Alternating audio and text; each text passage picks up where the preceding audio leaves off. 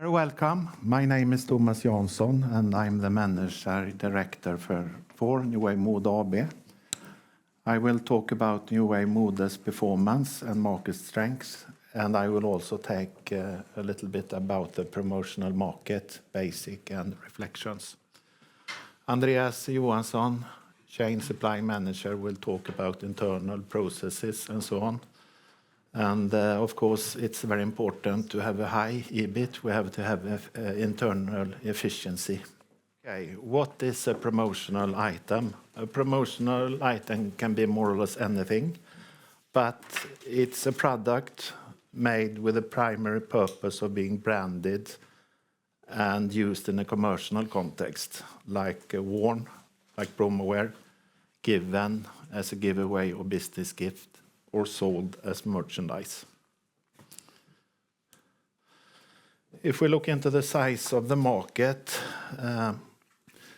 PSI, the Promotional Product Service Institute in Germany, conducted a survey over the market 2019. And this is the top 10 countries in Europe. The big four is Germany, UK, France, and Italy. They made the study by interviews to end customers, and in that way they estimated the size of the market. Another study made by the American Institute, ASI, also conducted a study over the same countries, but they did it in a little other way. They compared gross national product per capita, advertising spending per capita, and the number of small and medium-sized companies in the countries assessed.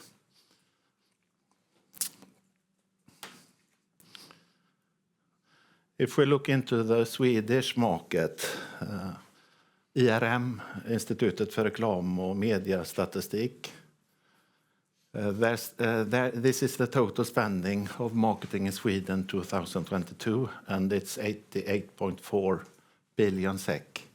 The share of product media is 8.6% or 7.6 million. And the market share, the share of promotional media have been very stable, always around 8%. It's a strong correlation between GNP and growth in marketing. We have looked back, and for example, during the financial crisis, the GNP dropped with 4%, and the marketing expenditure dropped with 11%. And it was the same with Corona. But if the GNP is positive, the market expenditure increase. And I think this year it will be a little increasement also in Sweden for GNP.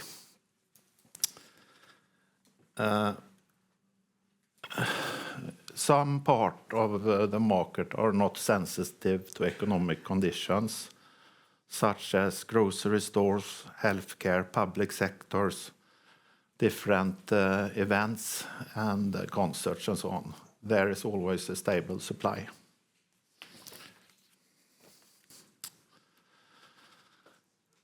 As you can see, it's an inconsistency between the PSI and ASI figure for the market estimation compared to the Swedish. And the difference is almost 60%. And my personal opinion is that the IRM figure is the right figure, because we have also done a lot of own investigations regarding the market size. So this could also be valid for other European countries, I think. Excuse me, was that the IMI? Institutet för... Det står fel där. Det ska stå IRM. Okay, that's one. Ja, det är inte jag som har skrivit den. Men den är fel. Skit också. Okay, New Wave Mode. We have two main business areas. We have the corporate area, there we sell promoware, the brands like Crick, Cutter & Buck. We do some special design, and we also sell top point products. Then we have the retail business. We sell to sport chains. And then we have one part, the central warehouse, that serves New Wave Mode, but also to other New Wave group companies like Projobb and DNG Frottengstil. And Andreas will explain that later on. Through New Wave Group, we have high buying power, but we also try to increase our pricing power on the market. And one way is to offer our clients a high-end brand with a good quality like Cutter & Buck. That means that we can have a decent margin and our customers can have a decent margin. Regarding basics, replaceable, so to say, T-shirts and simple polo piqués and so on, you have to deliver an exceptional service to create pricing power. Healthy stock, lot of sizes, many colors, prompt deliveries, and so on. Some examples of New Wave brands that have high pricing power: Harvest Frost shirts on the promo side, Jansson, Outdoor, Cutter & Buck, and Craft.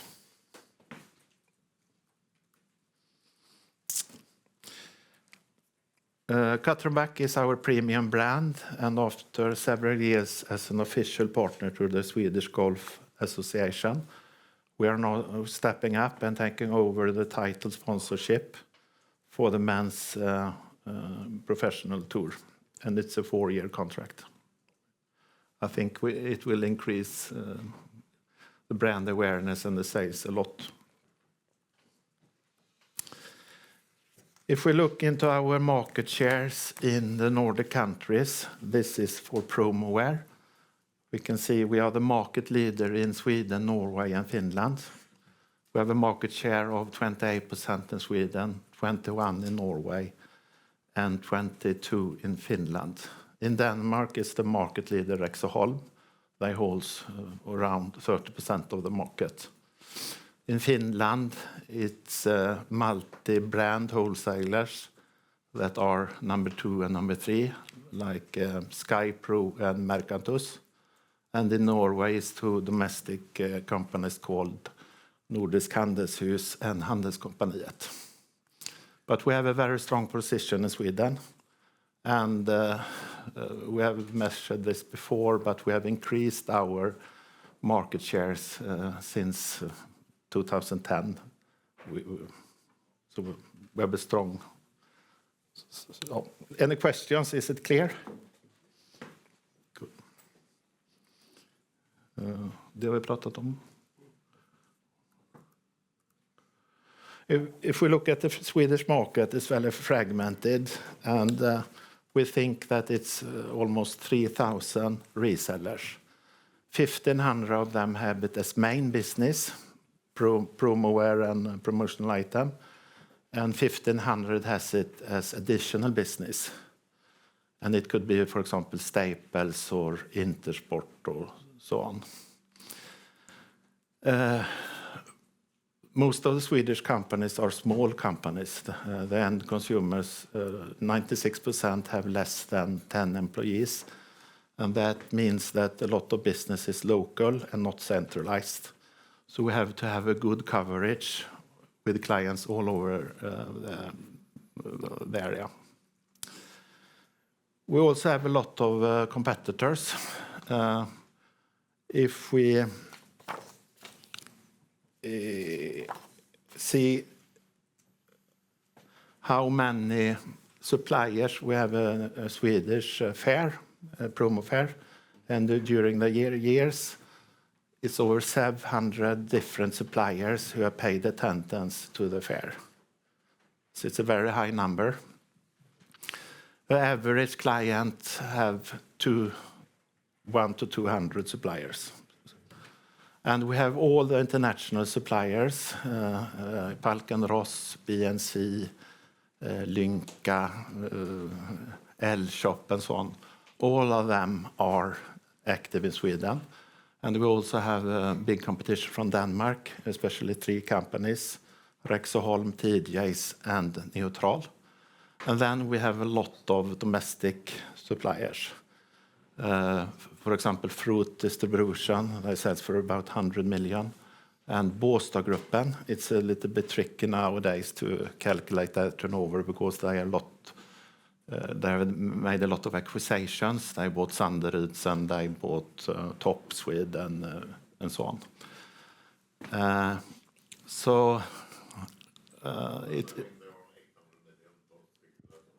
Pardon? But that is including shoes and gloves and monitor and so on. So we have estimated the promo sales to 150 million. That's, tror jag. Ja. Okay, the biggest, if we look into the retailers, Aligo-gruppen is the biggest one now. They have acquired promotional companies, I think it's 8 or 9, and their target is to reach 800 million in turnover in that area until 2025. But we can see that Aligo also had a rather tough year. The organic growth, I think it was minus 7.5, but they raised the EBIT margin, so it was well done.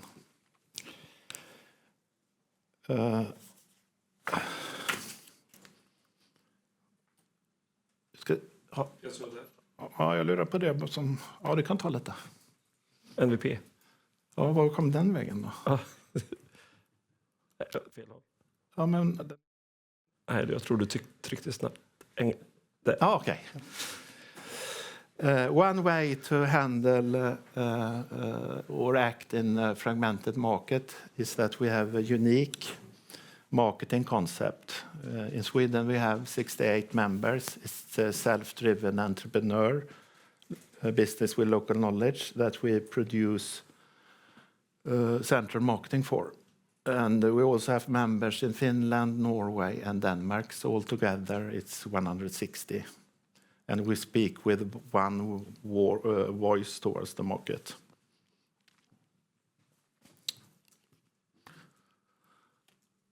Our performance since 2013, we have had a good growth until 2019. And then we had a small drop during the corona. And then we are back on track again. And our EBIT is always higher than the group target.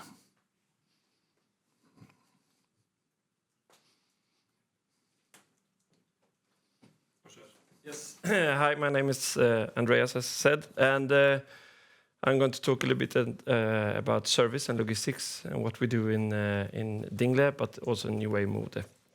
And what we try to do is that we try to create long and lasting relationship with our customers, making it easy as well as beneficial to work with us as a service company. We have good stock level. We have accessible sales force, which is close to our clients. We have still, even though Torsten said it's getting more into digital, we have a very helpful and involved customer service. So the customer can choose how they want to approach us. Of course, we try to make quick and reliable deliveries so that the clients can feel secure. And we always try and listen and also adopt our way of working towards their customers' needs. When it comes to producing our services, we talk often about the reasonable cost, not always the lowest cost, because what we've seen is that often affects our services. So we always strive to have a reasonable cost, which gets us involved in the deal together with the clients. We have 3 companies, so of course we have some economies of scale in Dingle, some fixed costs that we can share. And we also have the possibility to balance our resources during the year. So for example, promoware and workwear is very heavy in spring, summer, autumn, while we have one company that is very hard on Christmas and also gift cards in January. So we can balance our resources quite well, which is a benefit for us. We always try to find a good blend of automation, digitalization, and the human touch. I've been working a long time in logistics, so I love the automation, but what's special in New Wave Mode is that we always needs to mix it with the human touch of the clients. And of course, being a central stock gives us both a responsibility within New Wave Group, but it also gives us benefits towards our biggest competitors in Europe, for example. Yeah, Thomas, du kan ta nästa. And we talked about the full service concept a little bit earlier. Of course, compared to a traditional setup, we have the benefit of having everything under one roof. We have an efficient goods flow, keeping stock on hand close to production, gives us security in the deliveries. And it also saves us less work, because if there is an error or something, we can fix it really quickly. And it gives us an economical benefit and that we can give over to the clients as well. We have good quality goods, so we have low percentage of cassation. And we are close to the market. We listen to the customers, and we do, especially in this area, flexible solutions.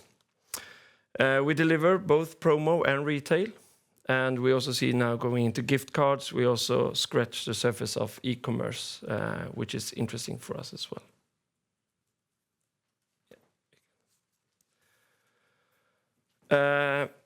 We of course we can't go here and not talk about what we have planned for the future as well. So we are in the really early stages of doing a local planning process to get together with the community, so we can be ready for the new targets and then expansion within New Wave Group.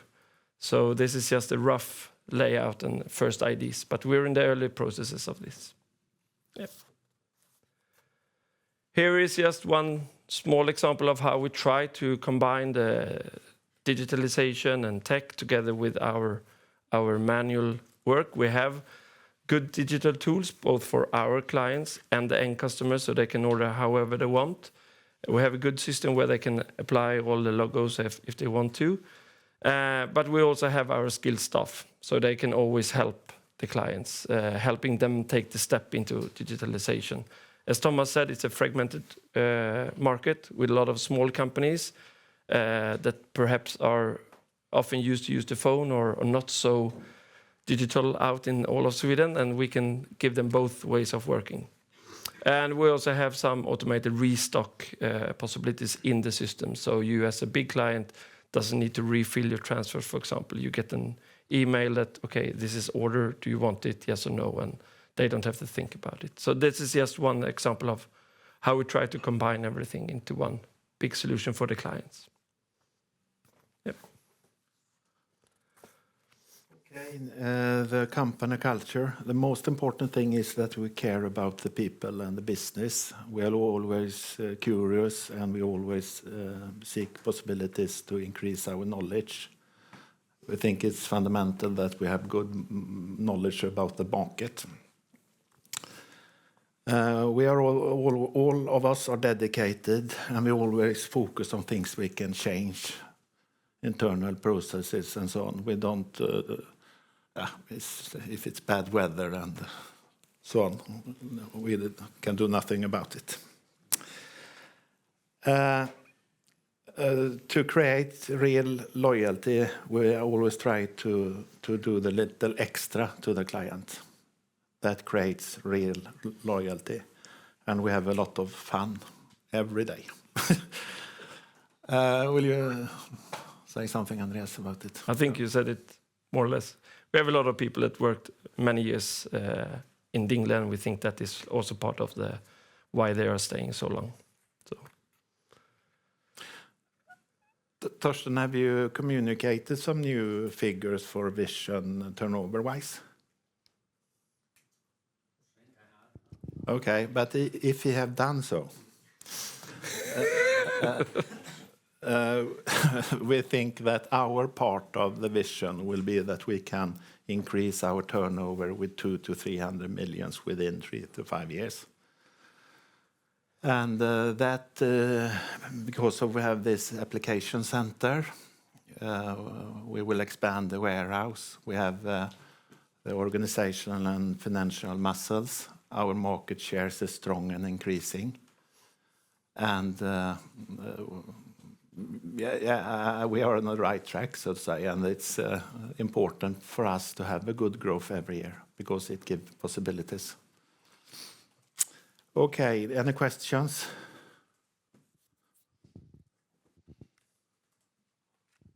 Did you understood?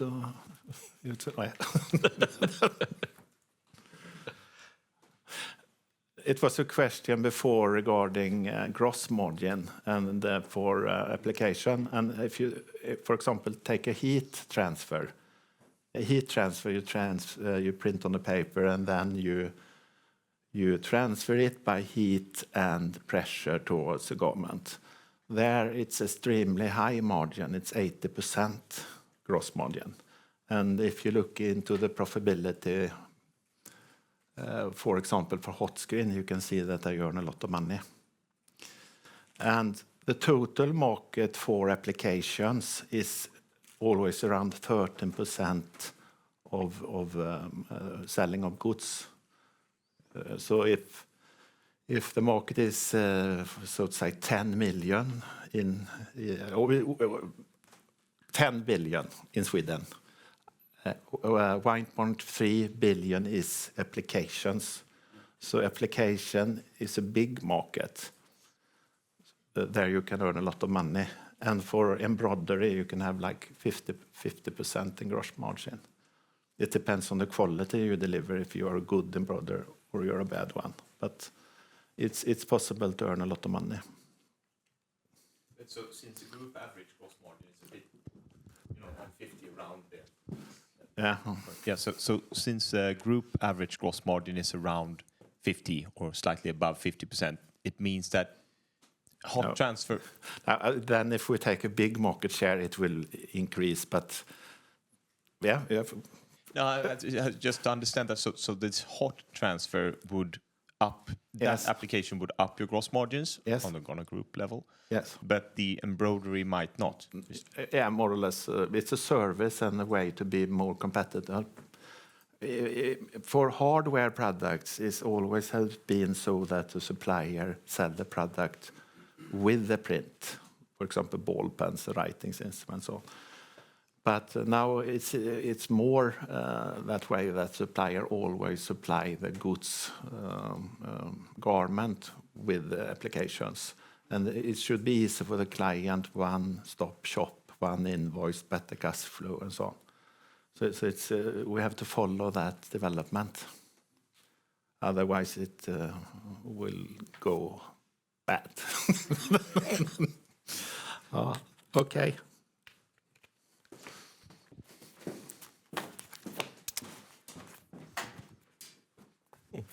Thomas, just a quick question on the reseller network. How healthy is it for the moment? How are they struggling the current business cycle? I think it's good because many of them raised their margin during COVID because they sell a lot to the healthcare sector. So they have a good profit. And then, it's good actually, better than before. So the average EBIT 10 years ago was like 2-3%. Now it's 5-6% at least as a reseller. Okay, thank you very much.